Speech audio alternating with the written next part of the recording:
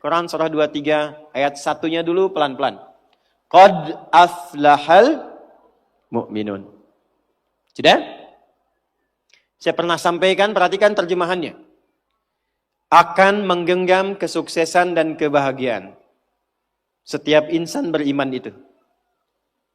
Jadi kalau kita sudah beriman, dan imannya digunakan untuk bersikap, bukan hanya dengan akal. Allah jamin, cepat atau lambat akan diantarkan pada kesuksesan dan kebahagiaan. Bukan hanya sukses ya, tapi kesuksesan yang membahagiakan. Suami Anda sukses di pekerjaan, tapi kesuksesan itu tidak membawa kebahagiaan ke rumah. Nyaman gak? Gak membawa ketenangan, nyaman gak? Pilih mana? Kaya tapi gelisah atau miskin tapi tenang? Kaya tapi tenang. Tetap ya pilih ketiga. Lihat baik-baik. Maka lakukan semua dengan pendekatan iman. Kalau sudah pakai iman, bahasa singkatnya niatkan ibadah. Jadi ibu tugas apapun, ya, Anda sebagai anak, sebagai istri, sebagai ibu dan ke atasnya, kalau berperan dalam kehidupan, kalau ada kalimat iman maksudnya niatkan ibadah karena Allah. Maaf dengan kalimat ini. Ibu merawat anak. Memandikan, menyekolahkan, menyayangi, memeluk sebelum tidur. Saya tanya, itu karena sayang, karena cinta, atau karena ibadah? Masa? Kalau ibadah itu pasti karena Allah. Kalau iman pasti karena Allah. Alladzina yu'minuna bil ghaib. Ini ada, saya lihat anak-anak dia. Ibu tuh merawat, menggendong, mendidik dan sebagainya kepada anak karena sayang atau karena Allah? Apa standarnya?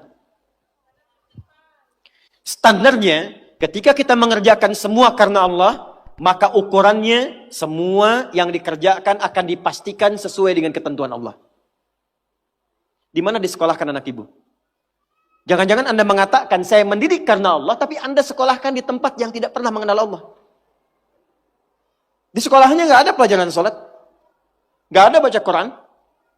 Apa yang Anda berikan untuk anak Anda? Lihat pakaiannya. Katanya karena Allah, tapi dia menggunakan pakaian yang auratnya terbuka yang Allah nggak suka. Lihat mainannya. Apa yang ia kelola dengan mainan itu? Apakah mendekatkan pada Allah atau menjauhkan dari Allah? Lihat tayangannya. Apa yang dia tonton? Yang menjadi tuntunan dia dalam berkehidupan.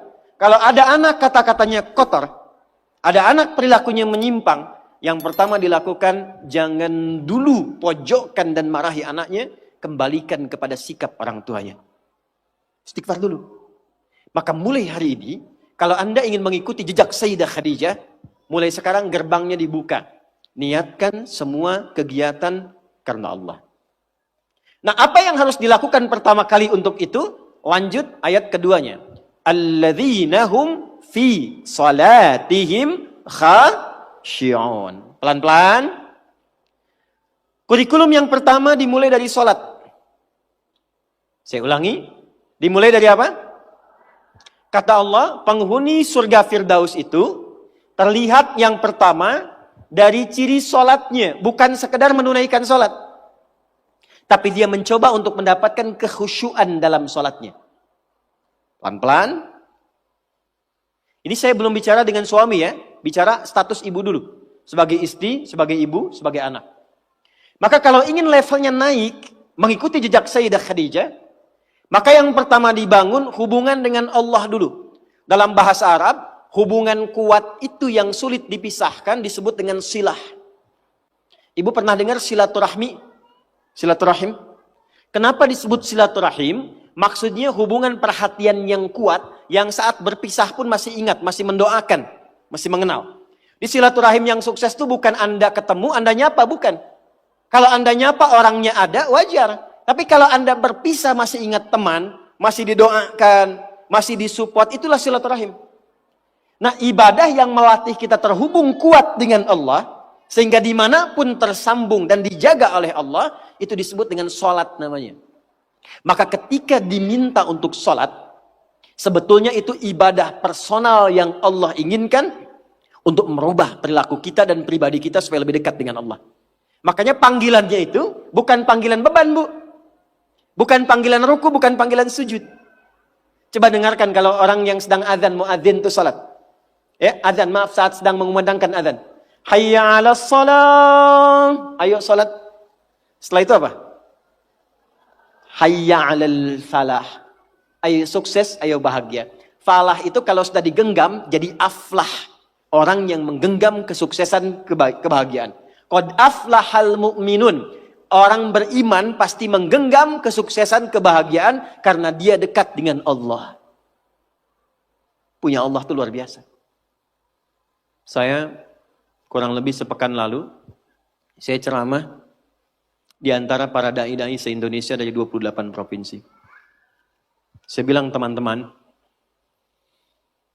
yang kurang dari dai sekarang itu adalah rasa punya Allah. Sehingga dakwah yang disampaikan kadang-kadang terkontaminasi dengan materi dan duniawi. Pilih-pilih dalam berdakwah, tidak optimal dalam menyampaikan ilmu. Timbangannya kadang-kadang materi. Karena apa? Yang kurang adalah rasa keyakinan bahwa saya punya Allah. Itu kalau sudah rasanya saya punya Allah, semua masalah seberat apapun pasti kecil. Itu yang kurang, Bu. Karena semua diukurnya dengan materi. Oh, ini anak-anak mau sekolah, kurang ini. Malam kurang makan. Ini kurang kendaraan. Yang dirasakan kurang. Ukurannya apa? Materi. Tapi ketika orang mengatakan, saya punya Allah dan Allah segalanya, maka setidaknya beban hidupnya akan berkurang dan semua apa yang akan dicari sesuai dengan kebutuhan. Maka saya kembalikan, kenapa yang pertama yang dilatih adalah sholat, dan itu mutlak bagi seorang perempuan. Karena nanti curhatan terbesar ibu ketika menghadapi tantangan dalam rumah tangga, itu akan banyak persoalan-persoalan yang diringankan oleh Allah ketika ibu optimal dalam sholatnya. Contoh, tuliskan Quran surah ke-12 ayat 85. Ibu kenal Nabi Yakub? Ayah bilang kenal, saya pulang. Nabi Yakub bapaknya siapa? Nabi Yusuf alaihissalam. Ibu masih ingat Nabi Yusuf punya berapa saudara? 12 ya? Baik. Beliau anak yang keberapa? Anak yang ke-11 dari ibu yang ketiga. Adiknya Bunyamin. Secara singkat, Nabi Yusuf kemudian oleh saudara-saudaranya punya persoalan. Lalu berpisah dengan keluarga. Tapi yang paling menarik adalah bagaimana ayahnya bisa memendam perasaan berpuluh tahun yang beliau memang tahu ini perilaku anaknya. Tapi itu bisa dipendam dan dicurhatkan sepenuh hatinya, dituangkan sepenuh jiwanya, itu bukan kepada manusia. Bahasa Qur'annya, innama ashku bathi wa huzni ilallah. Saya kalau punya masalah, kata Nabi Yakub, curhatnya itu ke Allah. Dan itu menjadi sanad curhat. Nanti kalau ada lagi belajar dengan saya, kita bikin judul fikih curhat. Itu ada di Quran. Jadi ketika Anda mencurhatkan, kata Nabi Yakub alaihissalam, saya itu kalau curhat langsung sama pemberi solusi. Setiap kali saya curhat, bukan hanya diberi solusi, tapi Allah beri jalan sampai mengangkat derajat. Apa yang dilakukan Nabi Yakub itu? Kapan beliau curhatnya? Saat sholat. Makanya semua nabi, semua rasul, bahkan Sayyidah Maryam itu punya mihrab untuk sholat. Nabi Musa sholat, Quran surah ke-20 ayat ke-14. Nabi Isa sholat, Quran surah ke-19 ayat 31 sampai 33. Nabi Ismail sholat, bahkan minta keluarganya sholat, Quran surah ke-19 ayat 55. Nabi Zakaria saat minta keturunan sama Allah, padahal kata medis gak mungkin punya keturunan. Itu curhatnya saat sholat. Quran surah ketiga ayat 38 sampai 39. Nah, ibu jangan kira pekerjaan tugas di rumah tangga itu akan lebih ringan dibandingkan dengan laki-laki yang bekerja di luar rumah. Belum tentu. Belum tentu itu. Makanya amalan pertama yang dikuatkan, dibimbing oleh Nabi. Kenapa sholat?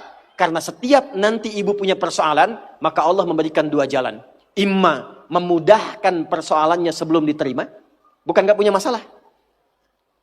Bu. Kalau dibanding ibu, masalah saya paling banyak.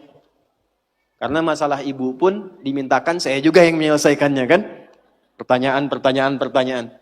Itu kalau kita jawab pakai, maaf sekali, pendekatan diri kita sendiri, kemampuan, emosi, intelektual, capek. Apa yang menjadikan itu ringan? Bukan berarti nggak punya masalah. Kadang-kadang Allah ringankan masalahnya sebelum dialaminya. Sehingga masalah yang serupa bagi orang berat, bagi dia ringan. Karena diringankan di awal. Ibu bersyukurlah, catat ini kalimat saya.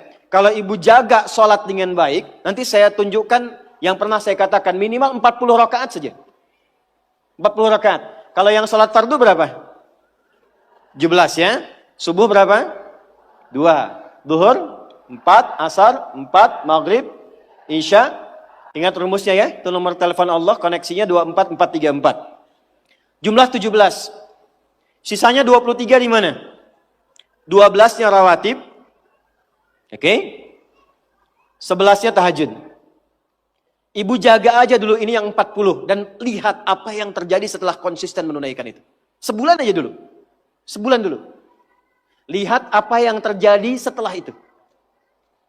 Maka nanti kalau sudah terkoneksi ke dalam jiwa, sudah enak sholatnya, itu yang disebut dengan khusyuk. Suasananya beda, Bu. Bukan ngejar selesai sholat, tapi menikmati setiap bacaan dan gerakan dalam sholat.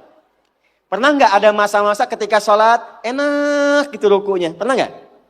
Sujudnya nikmat, pernah begitu? Itulah khusyuk.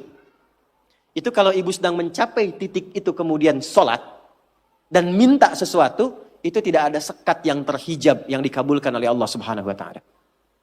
Saya beri bocoran. Ada rahasia tapi ini diantara kita saja ya siang hari ini. Imam Al-Bukhari itu matanya buta, Bu. Dari usia 4 tahun. Usia 2 tahun ayah meninggal, usia 4 tahun matanya buta permanen. Secara medis gak mungkin sembuh. Apa yang dilakukan? Singkat saja, Al-Bukhari kecil menghafal Quran, lalu datang ke ibunya, saya ingin belajar hadis. Kata ibunya, cukupkan dengan Quran dulu, nanti baru kemudian belajar hadis. Pulang berangkat datang ke kamarnya murajaah, ibunya melihat itu, langsung minta kepada Allah masuk ke mihrabnya. Ini rahasia yang ingin saya sampaikan. Mihrab itu tempat khusus yang hanya digunakan untuk ibadah, khususnya sholat. Dan itu bisa mempercepat terkabulnya doa. Dalilnya Quran surah ketiga Ali Imran ayat 37. Paling kiri sebelah bawah di pojok. Mihrab. Bukan hanya di masjid, Bu. Makanya kenapa imam di masjid punya mihrab? Kan imam kalau ngimamin di mihrab kan? Karena imam yang mimpin doa. Kalau imamnya benar, bagus, di mihrab cepat terjawab. Nah ibu tidak harus ke masjid. Di rumah bikin satu tempat. Kalau ada kamar bagus, kalau nggak ada pun bentangan sejadah aja. Saya dulu saat pulang pertama awal menikah, kita ngontrak dipetakan itu nikmat sekali. Ya, salah satu ibu jangan, saya tuh menikmati dimanapun kita tinggal. Saya awal menikah, Bu, dengan istri itu menikmati ada kasur yang ukuran yang paling kecil apa ya? Yang kalau tidur cuma buat seorang gitu. Ada ya? Saya nggak hafal lah pokoknya itu ya. Jadi kalau saya pulang, kemudian istri saya bangun. Bu ya, tidur katanya. Enggak, saya di lantai aja. Oh enggak katanya, saya gerah, saya yang di lantai. Tapi kami menyempatkan membuat satu hamparan sejadah untuk mihrab.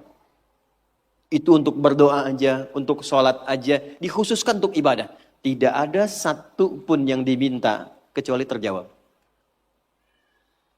Dan sampai sekarang, kita nggak pernah membedakan di mana kita tinggal beraktivitas. Tapi dari ujung kepala sampai ujung kaki, nyaris tidak pernah beli. Ini saya nggak beli, Bu. Ya, tapi kalau ada yang baru, biasanya yang sudah ada, saya lepas. Kemarin saya lepas 1, datang 2 peci. Ini nggak beli ini. Sampai ke bawah, sampai ke sendal tuh, nggak beli. Ini kacamata kalau ada model baru, tiba-tiba datang, saya nggak tahu dari mana. Ujung kepala sampai ujung kaki. Itu mihrab. Yang mau saya katakan, ibu jangan lihat saya.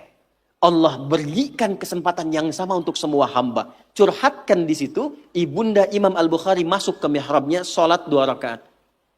Memohon kepada Allah supaya disembuhkan mata anaknya, berdoa sampai tertidur. Secara singkat begitu selesai sholatnya, tertidur dalam doanya, tiba kemudian anaknya mengalami sesuatu yang luar biasa, sedang murajaah surat Qaf, tiba-tiba terbuka matanya bisa melihat kembali. Jadi ketika ibu sholat dan punya mihrab, jangan dikira itu biasa. Itu yang bisa meringankan suami dalam kesulitan. Ibu siapa yang tahu suami ada yang ganggu di kantornya? Ada yang iseng, ada yang ingin jatuhkan dalam persaingan. Kadang-kadang suami laki-laki, sekretarisnya laki-laki perempuan. Perempuan, ruangan sampingan, ketemu ibu cuma 4 jam, sekretaris dampingi 8 jam. Itu kalau nggak punya filter dalam jiwanya, nggak ada burhan yang ibu titipkan lewat doa, itu nggak mudah. Dari mana ibu bisa pastikan proyek suami itu halal? Dari mana ibu bisa pastikan uang yang dibawa itu benar? Ibu bisa titipkan kepada Allah. Mintakan kebaikan kepada Allah supaya menjaga dalam kebaikan suami ketika bertugas. Itu bisa dilakukan dalam sholat. Ibu sekolahkan anak di SD misalnya. Ibu tungguin atau ibu tinggal? Ditinggal. Ibu yang mengandung 9 bulan. Ibu yang memberikan ASI hampir 2 tahun atau 2 tahun. Dididik di baik-baik, sehat. Hafal juz amma sebelum sekolah. Tiba-tiba ibu titipkan di sekolah dengan lingkungan yang ibu belum bisa jamin. Jadi baik gak anaknya? Siapa yang bisa menjaga anak ibu? Kalau ibu jawab Allah, hubungan ibu dengan Allah baik gak? Demi Allah saya katakan, betapa banyak seorang ibu yang sudah menyiapkan anaknya baik, tiba dia ke sekolah kok anaknya berubah. Kata-katanya jadi nggak betul, perilakunya jadi menyimpang, susah diingatkan. Siapa yang bisa menjaga itu? Saya tunjukkan satu kisah yang luar biasa. Bu, kalau ada 10 rapat, 9 memilih A, yang 1 memilih B. Yang diikuti yang mana? Ini rapat ya. Ada rapat menentukan 2 pilihan. 9 memutuskan A, 1 memutuskan B. Pilih mana? A kan? Yang 9 ya. Tapi yang terjadi, yang 1 yang diikuti, yang 9 ditinggalkan. 10 saudara Yusuf rapat. Yang 9 mengatakan, uqtulu Yusuf. Bunuh aja Yusuf. Penyebab kita itu kurang dapat perhatian dari ayah kan Yusuf. Kalau Yusufnya nggak ada, perhatian ke kita semua. 9 memutuskan bunuh Yusuf. 1 mengatakan, jangan dibunuh.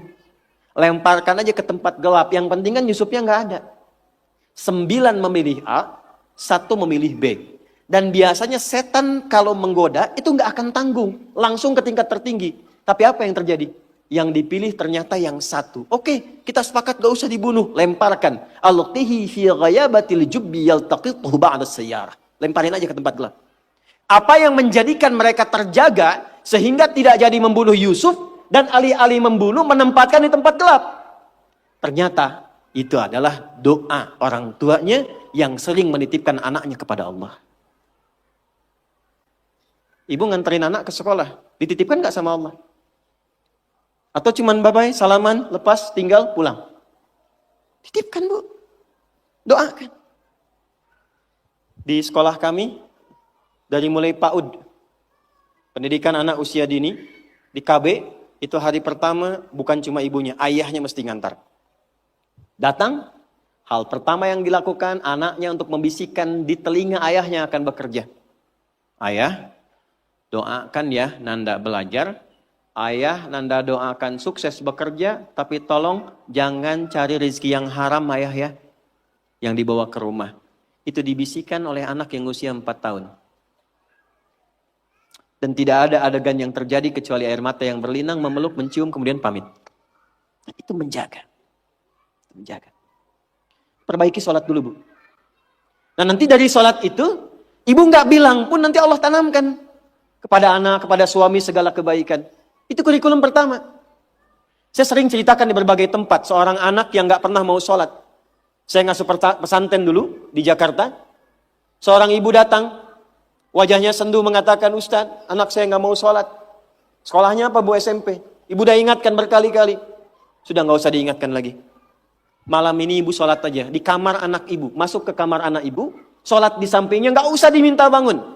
Sholat di sampingnya, lalu mohon kepada Allah, ya Allah engkau titipkan dia dalam rahimku. Aku yang mengandung, aku yang melahirkan, aku yang merawat. Ringankan hisabku di akhirat kalau memang jauhnya dia dari Allah karena sebabku. Ibu minta sama Allah, gak usah bangunkan, gak usah ingatkan. Nanti 3 hari lagi, ibu kesini lagi, kita lihat apa yang terjadi. Hari ketiga, dari kejauhan, ibu itu teriak gembira, Ustaz, saya masih ingat. Dan membawa seplastik nasi uduk. Wah ibu kok senang sekali. Anak saya sudah sholat. Kok bisa saya bilang? Ternyata malam tadi, di malam ketiga dia bangun, dia peluk ibunya, dia minta maaf. Maafkan Nanda, Ma. Maafkan Nanda, Ma. Saya dengar mama berdoa, maafkan saya. Saya tuh bukan gak mau sholat, tapi kan papa juga gak pernah sholat. Tuh. Papa kan gak sholat juga. Akhirnya dari situ kemudian bermaafan, anaknya mulai mau belajar. Demi Allah saya katakan, setelah peristiwa itu bukan hanya anaknya dibimbing sholat oleh salah seorang santri dari kami, tapi minta dibimbing untuk menghafal Quran. Sejak saya meninggalkan pesantren untuk diteruskan oleh santri berikutnya, anak itu sudah hafal kurang lebih 2 juz. Dari yang tidak pernah sholat, jadi pelaku sholat dan hafal Quran 2 juz. Mungkin sekarang sudah khatam 30 juz. Sholat. 2, saya cepat. Jangan cukupkan soleh sendiri, Bu. Karena sama-sama ingin ke surga Firdaus, kan ada suami. Ada anak-anak. Maka pesan yang pertama penghuni surga Firdaus itu, yang dipesankan bukan dunianya, tapi akhiratnya. Contoh, suami mau berangkat, biasanya ibu pesan apa? Hah? Hati-hati ya Pak, gitu kan? Ya? Sukses ya. Pernah nggak ibu bilang pertama kali yang disampaikan, ayah jangan lupa sholat ya? Pernah nggak? Tuh. Sekarang ada apa? Yang ke masjid siapa? Laki-laki perempuan? Yang ke masjid suami ibu, yang ke masjid laki-laki. Pernah nggak ibu siapkan pakaiannya? Pernah. Bagus. Pernah nggak siapkan parfumnya? Bagus. Tapi pernah nggak ibu bisikkan di telinganya? Pak, nanti pas khatib duduk di antara 2 khutbah, doakan rumah tangga kita samara sampai surga ya. Pernah nggak? Belum. Padahal di situ ada pesan kuatnya. Di situ ada hikmah indahnya. Jadi ternyata sholat itu ketika dimunculkan ciri pertama, kita kemudian tebarkan ke semua anggota keluarga. Anak-anak yang di pesantren boleh angkat tangan. Siapa ibu yang anaknya di pesantren? Boleh angkat tangan. Oke, turun lagi. Suka nelpon kan ya? Nanya ya? Baik, yang pertama ditanya apanya? Apa kabar? Bekal cukup? Belajar bagaimana? Ya? Baru jangan lupa sholat ya. Balik, telepon, sudah sholat belum? Akhiratnya dulu. Kan penghuni surga Firdaus. Sudah sholat belum? Sudah belajar, baru makan. Tutup di akhir, jangan lupa ranking 1 ya. Dan ini akan menjadi pembeda, Bu. Saya 97 masuk pesantren, ayah saya meninggal. Ibu apa adanya, kalau saya cerita kita berhenti ta'lim. Jadi saya agak percepat. Saya jaga komitmen sholat ini sampai satu ketika bekal habis. Mungkin ibu saya lihat ini. Karena ibu saya biasanya tak pernah meninggalkan saya live, pasti lihat. Bekal habis, saya lari ke wartel, saya telepon. Ma, bekalnya habis. Apa jawab ibu kami? Dan saya tahu itu nggak ada. Nggak ada bekal. Kata ibu kami, sabar ya nak. Mungkin setelah ini Allah akan bantu. Mungkin ada yang datang membantu dan seterusnya. Sabar dulu. Iya mah, tutup, bismillah, sabar. Itu nggak nunggu lama keluar dari wartel, datang paman ngasih uang saku untuk sebulan. Dan itu bukan 1-2 kali terjadi. Ketika ibu menitipkan curhatnya kepada Allah, membangun konektivitas dengan anak dan suami serta keluarga, yang linknya tersambung ke Allah, maka Allah akan berkenan menjaga di setiap keadaan tanpa celah sedikit pun. 2, agak cepat. Masih poin sholat dulu. Subuh jam berapa tadi?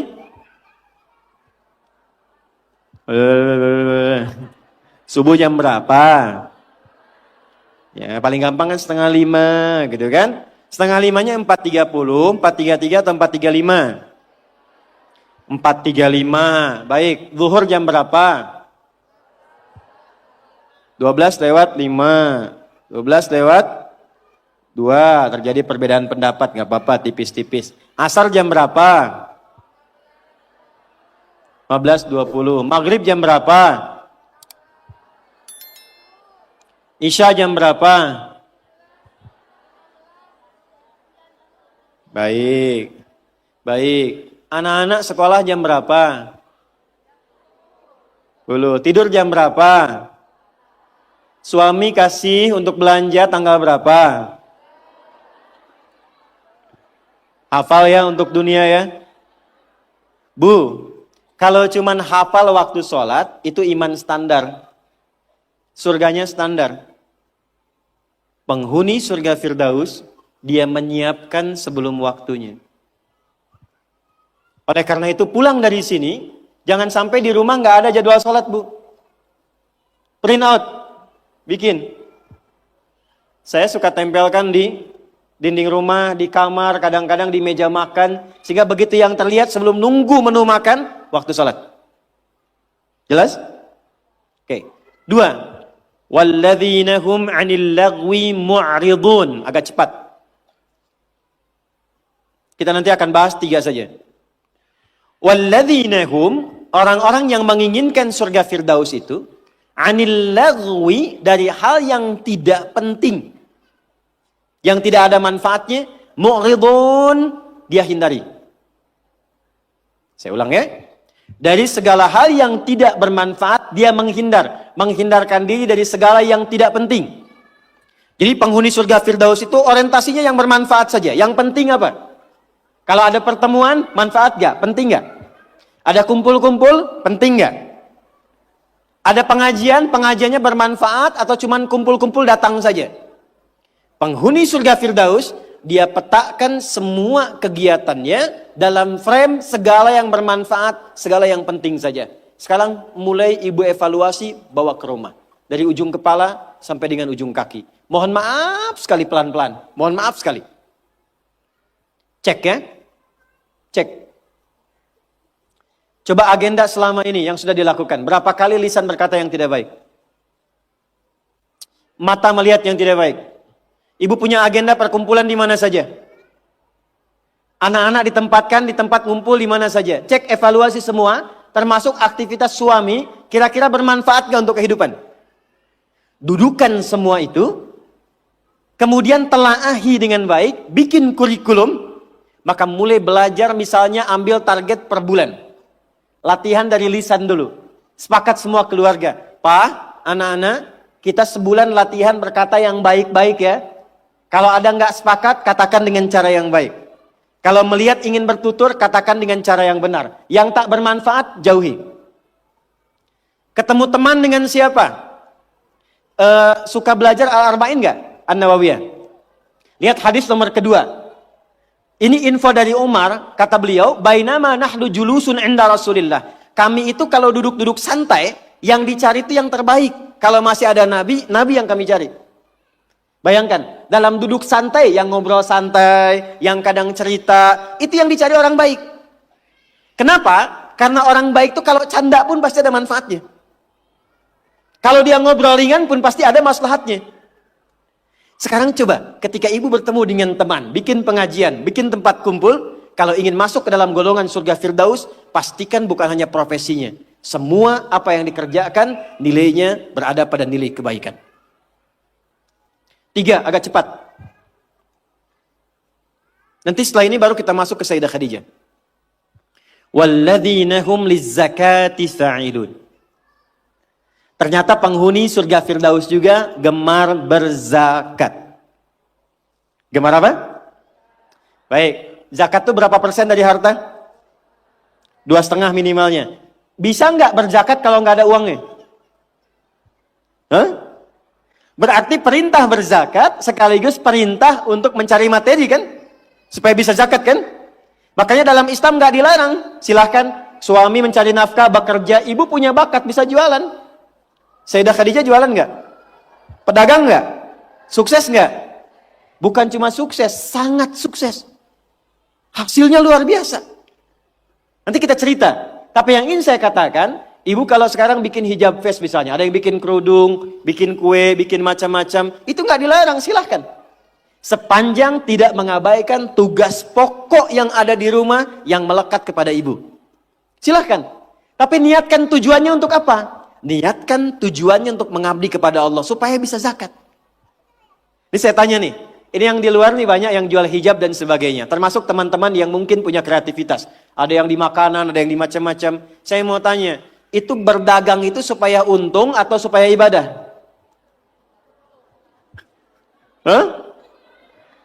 Untung nggak dilarang, tapi kalau supaya untung masih dunia. Kalau ibu, ini saya kasih rumus ya. Ibu meniatkan aktivitas dagangnya, niaganya, itu diniatkan sebagai ibadah untuk memenuhi zakat saja. Maka yang paling dahsyat, Allah akan percepat kemampuan untuk mendapatkan itu. Karena hadisnya jelas, innamal a'malu biapa? Niat. Begitu niatnya untuk zakat, dapat tuh. Ya Allah, saya sudah sholat maksimal. Saya sudah berdoa. Mohon selama hidup ya Allah, berikan kesempatan untuk zakat. Gak usah banyak-banyak ya Allah, 25 juta aja. Supaya bisa zakat. Zakat berapa persen? Begitu ibu minta 25 juta, Allah kasih 1 miliar. Kan 2,5% dari 1 miliar berapa? 5 juta. Jadi betapa orang penghuni surga Firdaus itu semua yang dilihat tuh pakai iman. Jadi semua yang dikerjakan, maaf ya, bekerjanya karena iman tuh ibadah, berdagangnya supaya bisa zakat, sekolahnya supaya pintar, dengan pintar bisa mendekat kepada Allah. Ini adik-adik yang kuliah di sini. Anda kuliah supaya dapat ijazah, dapat nilai, atau karena Allah? Itu ada babnya sendiri. Terakhir, kita gabungkan ketiganya. Saya ulang, kita gabungkan ketiganya. Uang sudah dapat. Awas ya, ini untuk pribadi dulu. Dibawa ke rumah. Ibu olah. Biasanya harta suami pun kan diberikan juga ke ibu ya. Sehingga ada adigio mengatakan, harta saya, harta suami, harta. Oke, sekarang bawa bu, pelan-pelan ya. Mohon maaf nanti dengan kata-kata saya ini, karena kita akan mencoba menata lebih baik. Dan jangan mengecilkan orang lain. Ibu bawa pulang ke rumah. Maka kebutuhan pokok pertama kan untuk pemenuhan kebutuhan dalam kehidupan rumah tangga. Tarik ke pribadi. 1, untuk pakaian misalnya. Karena kita sekarang menaikkan level seperti Sayyidah Khadijah. Berpakaian yang bukan hanya pantas. Tapi Allah sukai dan menjadi support untuk suami. Maka perhatikan pakaiannya. Apakah cara berpakaiannya dan koleksi pakaian yang sudah dikumpulkan itu betul-betul menunjukkan pakaian yang disenangi oleh Allah? Contoh. Perempuan berjilbab atau tidak? Saya ulang, berjilbab atau tidak syariatnya? Yang sudah berjilbab, pertahankan. Yang belum kita bantu, doakan, terangkan tentang keutamaan, keistimewaan jilbab. Saya berikan rahasia besar di sini karena ini tentang hijab face. Ternyata, saking pentingnya jilbab itu, bukan hanya di dunia, di alam kubur pun ketika meninggal, kain kafan perempuan ditambah 1. Yang laki-laki nggak punya. Apa itu? Kerudungnya. Saking pentingnya. Jadi ketika dalam kehidupan dunianya pun misalnya belum mengenakan sepenuhnya, itu saat pulangnya mesti dipakaikan kerudungnya dalam kafannya. Sebetulnya apa fungsi jilbab itu? Yuk, kita tarik dulu pelan-pelan. Buka Quran surah ke-33 Al-Ahzab ayat 59.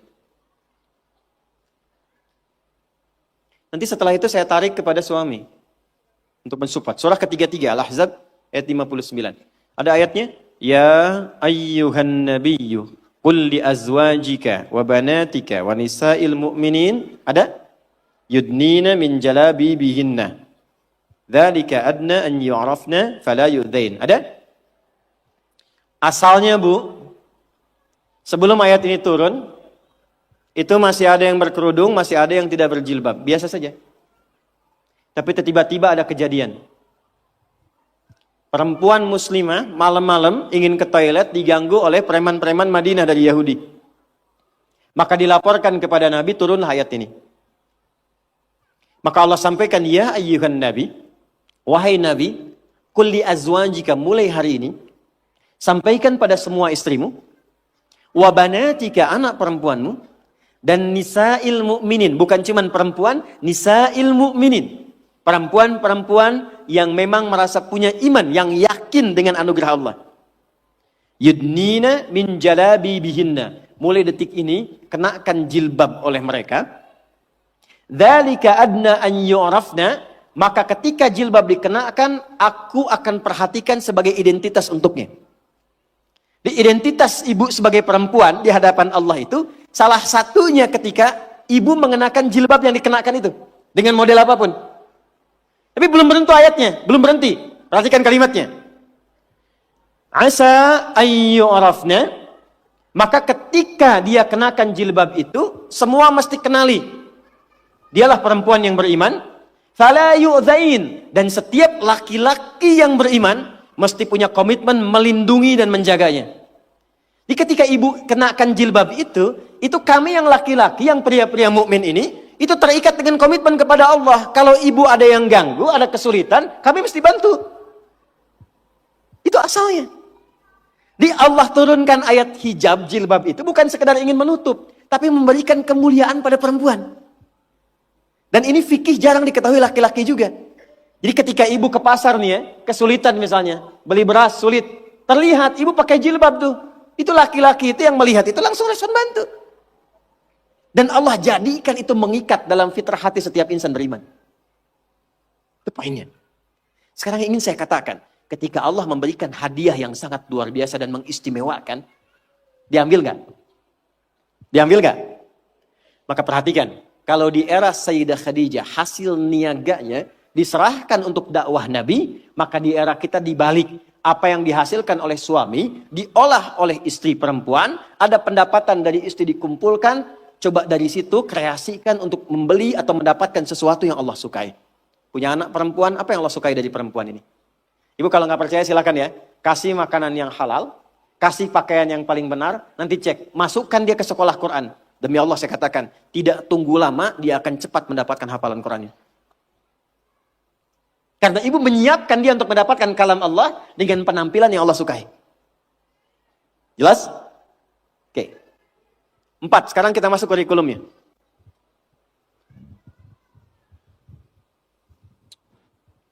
Apa kebiasaan Sayyidah Khadijah? Sudah? Yang pertama, beliau menyempurnakan tugas di rumah tangga yang tidak membebani Nabi ketika pulang.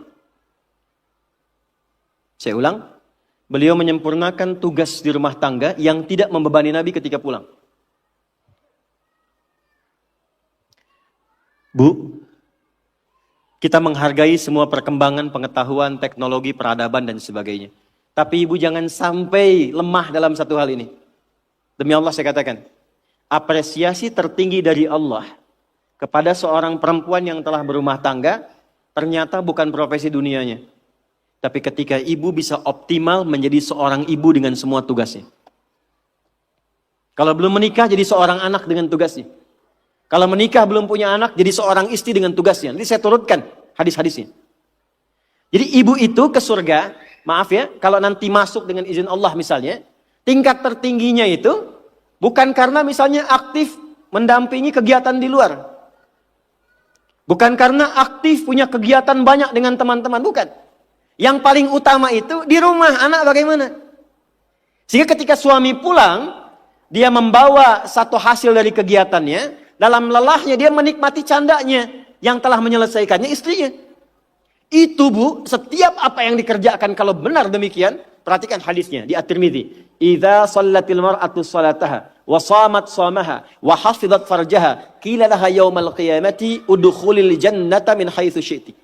Kalau ada seorang perempuan enggak pernah salat sunnah, cuma salat fardu saja. Enggak pernah puasa sunnah, puasanya Ramadan saja. Dia menaati pada suaminya, menjaga kehormatan keluarganya. Dia menempatkan tugas di rumah sebagai tugas utamanya. Maka apa yang terjadi? Qila laha yaumal qiyamati, dikatakan kepada perempuan ini saat kembali kepada Allah di yaumil hisab, udkhulil jannata min haitsu syi'ti. Cepat langsung masuk surga dari pintu mana saja yang kamu kehendaki. Enggak ada hisab. Sekarang ibu enggak dilarang, silakan. Pengajian banyakin, optimalkan. Tapi dengan pengajian itu balik bawa ilmunya kepada anak. Kalau perlu aja. Kegiatan di luar silahkan. Tapi jangan sampai, maaf, ibu aktif di luar, tapi anak ibu dititipkan pada orang lain. Sehingga dia mendapatkan karakter dari perawatnya, bukan dari ibunya.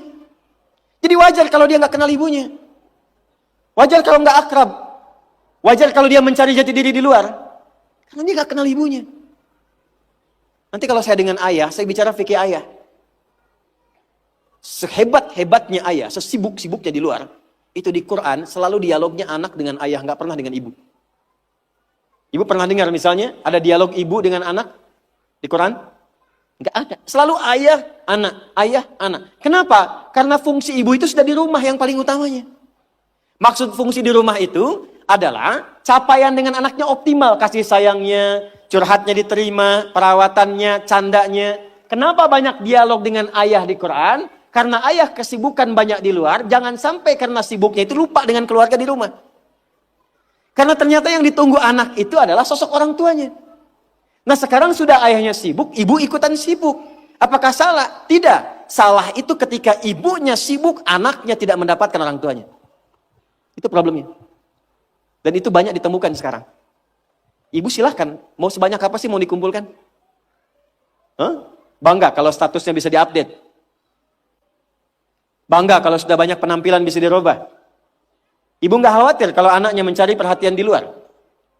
Ibu nggak pernah bahkan sempat menyapanya. Cuman ketemu, berangkat, tidur, ketemu lagi.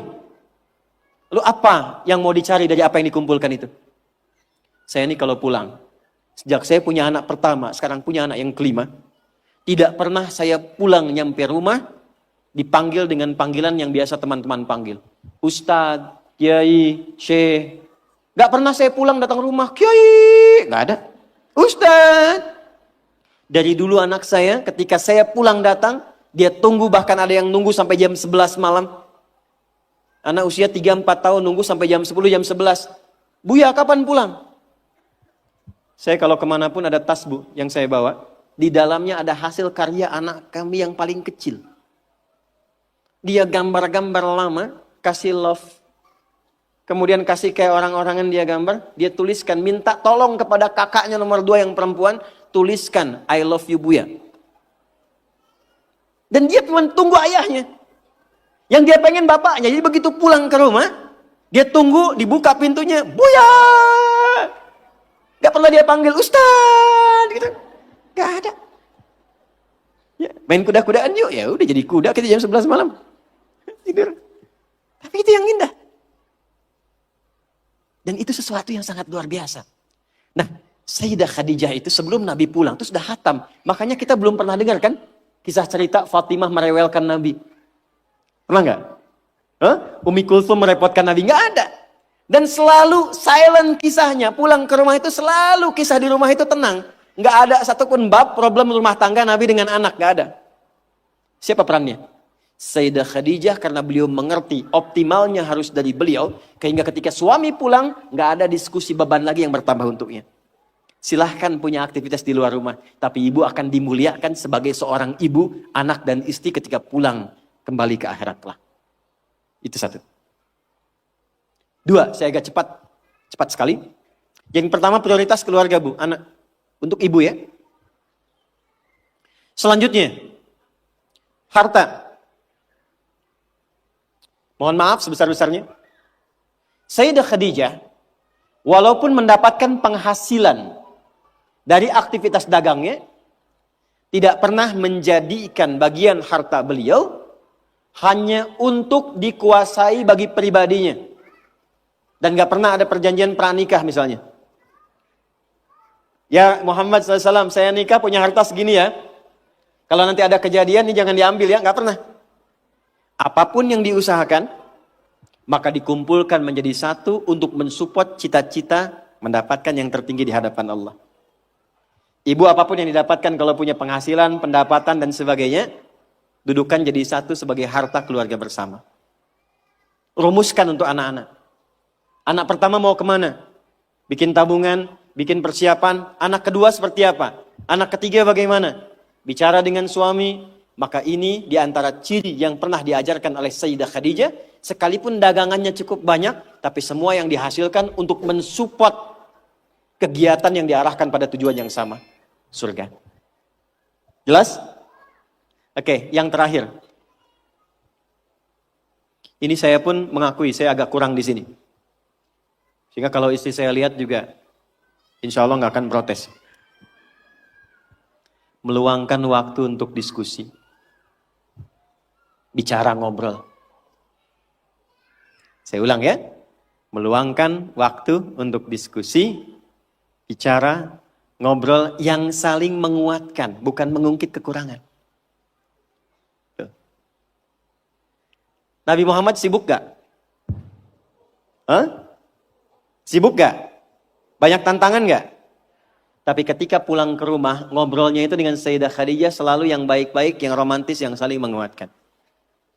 Gak pernah ada satupun kalimat tercatat di dalam lisan Sayyidah Khadijah, kenapa sih begitu sibuk? Datang ke rumah cuma bawa masalah. Kenapa sih gak punya waktu? Kenapa sih banyak kegiatan di luar? Tapi ketika pulang ke rumah, aku selalu mendukungmu. Nabi mengatakan kegiatanku ini, dan ini. Aku akan berangkat ke sini menemui si fulan.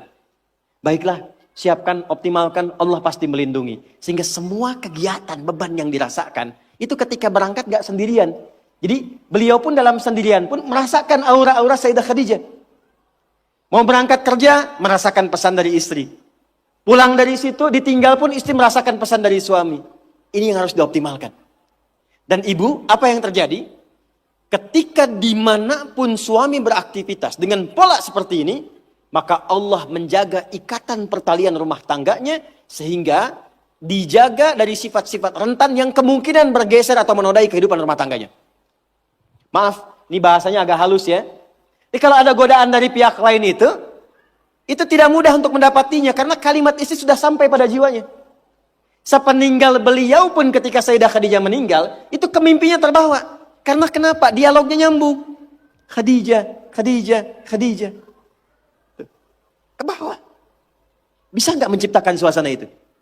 Jadi kalau kita simpulkan, satu, tingkatkan hubungan dengan Allah lewat skema sholat dengan baik. Yang kedua, jadi ibu yang paripurna yang memperhatikan keadaan anak, keluarga dengan sempurna. Sekalipun ada aktivitas di luar, pastikan yang di dalam baik dulu. Yang ketiga, pintu dialog yang dibuka untuk saling menguatkan dengan pasangan.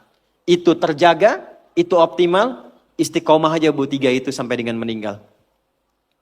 Maka silahkan tunggu panggilan pulang. Ya ayyatuhan nafsul mutmainnah. Irji'i ila rabbiki radiyatan mardiyah. Fadkhuli fi ibadi. Wadkhuli jannati. Baik, saya akhiri ke ujungnya. Saya berikan waktu nanti 10 menit kalau ada yang ingin bertanya apa saja. Karena ini saya terakhir kali untuk membimbing di sini. Ya, saya harus berikan pernyataan bahwa mohon izin mungkin ini bagian terakhir dari ta'lim saya. Pada ibu semuanya, dan besok saya akan berangkat ke Jepang, membuka sekolah di sana, ya, dan di sini mungkin ini bagian terakhir kita akan berjumpa sebelum Ramadan. Nanti setelah Ramadan kita tata lagi ya. Nah. Sebelum Ramadan, betul kan? Ya, Ramadan tanggal berapa nanti? 1. Nah, 1 kalau 23 batal 22 hari. Tanggal 1 Ramadan.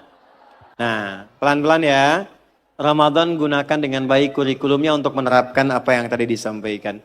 Jadi saya tidak ingin pulang dari sini lupa dengan sholat. Ya. Yang kedua, maaf sekali maaf. Pulang cek lagi ya. Pakaian, harta dan sebagainya. Itu saling menguatkan. Kalau bisa begini, Bu, izin ya, maaf, ini bagian terakhirnya. Sayyidah Khadijah tuh nggak sendirian. Beliau punya partner, teman dialog. Kalau bisa cari teman-teman yang baik. Saling mengingatkan. Ya, bikin saf yang baik, saling menguatkan, saling mengingatkan pada yang dicintai oleh Allah Subhanahu wa taala. Jadi, saya simpulkan 3, sholat jaga.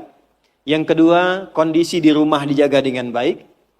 Pastikan semua apa yang dicintai oleh Allah itu yang kita gunakan. Perangkat, pakaian, makanan yang masuk, tugas yang paling optimal. Dan yang ketiga, selalu punya visi ke depan yang baik yang didialogkan untuk dengan suaminya masing-masing.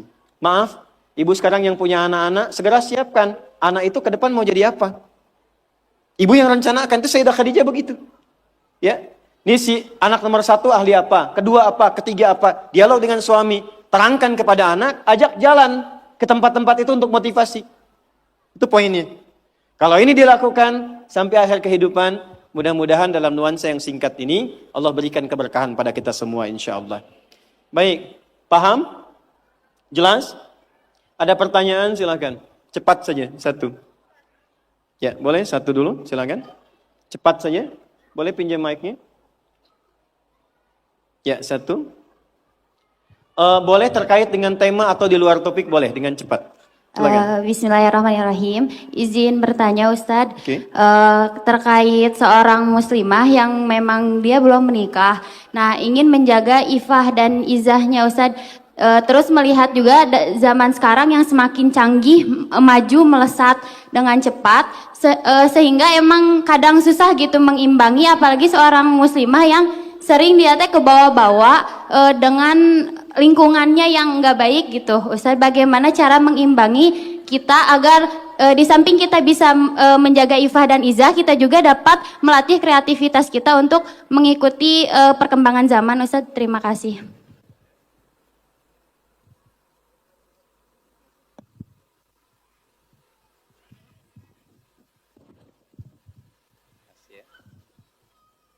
Saya jawab dulu. Yang pertama begini. Saya bacakan dulu hadis Nabi sallallahu alaihi wasallam. La taqumus sa'atu, dalam perjalanan waktu nanti akan ditemukan suasana. Pertama, taqarubuz zaman. Waktu semakin cepat berlalu. Jadi setahun kayak sebulan, sebulan kayak sepekan, sepekan kayak sehari, dan sehari cepat sekali sekilatan waktu. Terasa nggak sekarang? Kayaknya baru kemarin, sekarang ketemu lagi kan? Oke, teruskan. Taqarubul aswaq, pasar mudah diakses. Terjadi percepatan digitalisasi. Dulu berangkat ke pasar pakai angkot, gitu kan? Kemudian turun, beli sesuatu. Sekarang klik, datang ya. Di masa-masa itu akan terjadi seperti apa yang Anda sampaikan. Kata Nabi, tantashirul fitan. Godaannya makin banyak. Fitan itu jama dari fitnah. Dari pergaulan, dari perpecahan, dari hoax, dari polarisasi, yantashirul kadzib, banyak manipulasi.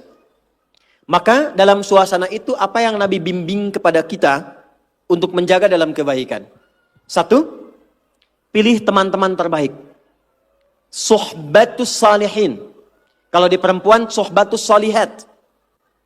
Pertama bagaimana? Misal, lihat apa yang sekarang porsinya kita kerjakan. Anda sebagai mahasiswi misalnya, ketika berangkat cari teman-teman yang baik, yang kira-kira mendekatkan kepada Allah. Pintar, saleh, baik, bisa punya visi yang sama-sama yang baik. Sehingga apa dengan teman-teman yang baik ini? Maka jika kumpulannya ada, minimal dia akan saling menjaga. Maka Imam Nawawi menulis satu kitab, isinya 1896 hadis, tentang petunjuk menemukan orang-orang yang baik. Dikenal dengan nama Riyadus Shalihin. Oke? Di Riyadus Shalihin ini yang pertama, beliau mengajarkan satu, maka setiap kita mesti punya visi dulu, program yang kita jaga. Contoh, misalnya Anda ingin jadi apa nih untuk yang Anda jaga, Anda banggakan di hadapan Allah sampai pulang. Misal, saya mau pulang kepada Allah dengan kebanggaan rutin tahajud. Saya mau pulang kepada Allah dengan kebanggaan sebagai ahli Quran. Saya pengen pulang kepada Allah dengan kebanggaan misalnya ahli sedekah. Maka dari sini bikin program. Siapkan. Saya sambil kuliah menghafal Quran. Saat akan dieksekusi, cari teman yang baik. Identifikasi siapa teman-teman yang kira-kira bisa diajak separtner dengan program yang Anda siapkan. Maka ketika Anda temukan itu, ngobrol, jadikan satu, ikuti bareng-bareng, bikin schedule dalam keseharian. Saling mengingatkan. Bikin grup misalnya, bisa tahajud sama-sama, saling mengingatkan, bisa telepon, saling setoran, ketemu misalnya di tempat yang sama, yang dibicarakan dalam kebaikan, konsisten dengan itu semua. 3, ketika terfikir akan berbuat yang menyimpang, maka kata para ulama, bayangkan seketika akan diwafatkan. Contoh, ada pergaulan yang tidak bagus, diajak ke tempat yang kurang baik. Ketika akan Anda hadir ke tempat itu, bayangkan seketika Anda diwafatkan oleh Allah Subhanahu wa Ta'ala. Maka kalau kita bisa keluarkan, punya kurikulum, programnya disiapkan, punya teman yang baik, niatnya diperbaiki, dan terjaga dari maksiat, insya Allah dengan konsistensi seperti ini, itu akan terjaga dan tidak akan terpengaruh dalam setiap perkembangan zaman. Tahu ikan di laut ya? Warnanya banyak kan? Tapi tidak pernah asin kan? Kenapa? Karena dia punya prinsip dalam beraktivitas. Maka dimanapun Anda beraktivitas, kalau Anda punya prinsip sebagai seorang muslimah, punya capaian target yang harus diraih, dijaga dengan teman-teman yang baik, maka insya Allah saya kira semua akan saling mengingatkan dan tidak menjaga Anda sendirian terombang-ambing dalam keburukan. Jelas ya? Wallahu ta'ala a'lam bissawab. Silakan. Agak cepat. Saya dengar, ya. Bismillahirrahmanirrahim. Assalamualaikum warahmatullahi wabarakatuh. Waalaikumsalam. Pertama-tama izinkan saya mengucapkan alhamdulillah. Baik. Karena pada akhirnya saya bisa menanyakan ini langsung dengan Pak Ustadz Gurundat. Baik, terima kasih. Saya di November, maaf ini urusan pribadi ya. Ah, di November kalau- 2002 saya Sebentar, di izin Bu, Iya, pribadinya untuk Ibu atau boleh orang dengar? saya sepribadi. Kalau pribadi, yang kira-kira kalau orang dengar menjadi kurang bagus, nanti Ibu boleh sampaikan terpisah. Enggak apa-apa. Baik ya? Saya beri sesi Oh, iya. nanti Oh, iya. supaya Ibu bisa sampaikan terpisah setelah ini. Baik ya? Terima kasih. Boleh ya? Ya, Assalamualaikum silakan ke warahmatullahi belakang. Salam. Assalamualaikum Ustadz, Salam. Ana min Malang, fil hakikoh, ana uridu ada ila Misro, wa asta'adda darusna ma sodikotina fil Misro sanatain, walakin qadarullah fi akhirihi ijaz syahadati roba ala sanatain. Summa Ustadz akhirihi ana darustu fil jami al-funun. Nah. Summa sami'tu qala sodiki ya Ustadz, hadani sholah soal yakni limada jika sholat bisa merubah kehidupan seseorang, lantas mengapa? Mohon maaf ibu-ibu, ini pertanyaan teman-teman saya. Lantas kenapa seorang mungkin marbot atau takmirul masjid la ghaniyun ya Ustadz? Oh. Hada sya'urtu bil huzn Baik. wa hada soal yubtiluni bakam tulisannya kadalik. Wa ana Masya. mutawatir la astati ajibu hada soal kadalik Ustaz. الحمد لله. طيب بعد من كنا تريدنا أن تسألنا باللغة العربية فلا بأس. Syukran Ustaz. عفوا. So you can ask me with any languages that you want to speak. If you want to ask with English, okay, inshallah. Even in Arabic, inshallah, I will answer. Even in Japanese, watashi wa Indonesian wa desu. Even in France, bonjour, comment ça va? Ça va bien. Even in Tagalog, kumusta ka mabuti? Even in Bangladeshi, kamu naso baluashi. Ini beliau tanya, singkatnya begini. Ya, saya senang belajar bahasa. Jadi saya kalau mau dakwah ke negara itu tertentu, saya pelajari bahasanya. Jadi saya mau ke Jepang, saya belajar bahasa Jepang. Ya, saya mau ke Eropa, saya pelajari. Ini teman kita, adik kita bertanya, kenapa marbot masjid itu nggak kaya? Kalau memang Islam itu datang untuk merubah kehidupan seseorang. Pertanyaannya yang mau dirubah itu apanya? Karena mindset seseorang berpikir, kalau berubah itu selalu penampilan materi. Sedangkan Islam itu datang bukan untuk merubah materi. Tapi mempercepat dan memberikan keberkahan pada tujuan berkehidupan. Perhatikan baik-baik. Ada 4 pilihan dalam berkehidupan. Silahkan gunakan. 1 dengan kedudukan. 2 dengan harta. 3 dengan ilmu, 4 dengan tenaga. Dan itu ada babnya. Kalau Anda ingin dengan kedudukan, jangan tanggung yang paling tinggi. Cita-cita diplomat, jadi menlu sekalian. Cita-cita di birokrasi, jadi presiden sekalian. Ya, jangan tanggung, jadi yang paling tinggi. Nanti ada babnya, ada fikihnya. Ya, namanya Kitabul Imarah namanya. Kitab ke-33 di Sahih Muslim. Ada 54 topik. Topik ke-33-nya adalah tentang tata kelola negara. Kalau ingin kaya, jangan tanggung. Raih tingkat ketiga sekalian. Tingkat pertama tuh kaya, kedua kaya banget, ketiga kebangetan kayanya. Dan semua sahabat dapat level itu. Nanti ada kurikulumnya di Al-Bukhari, Kitabul Buyu'. Kitab tentang tata kelola niaga. Tidak pernah ada sahabat Nabi.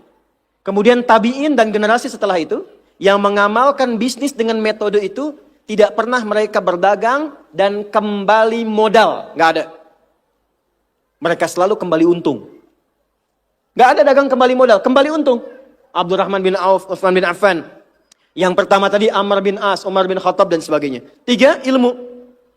Ilmu jangan tanggung, jadi pakar di bidangnya. Utsman lihat, oke, yang di birokrasi Amr, saya di harta. Tapi Ali melihat, Utsman sudah ngambil harta. Amr sedang ambil kedudukan. Saya pilih ilmu, passion saya di ilmu. Maka yang diperdalam ngaji.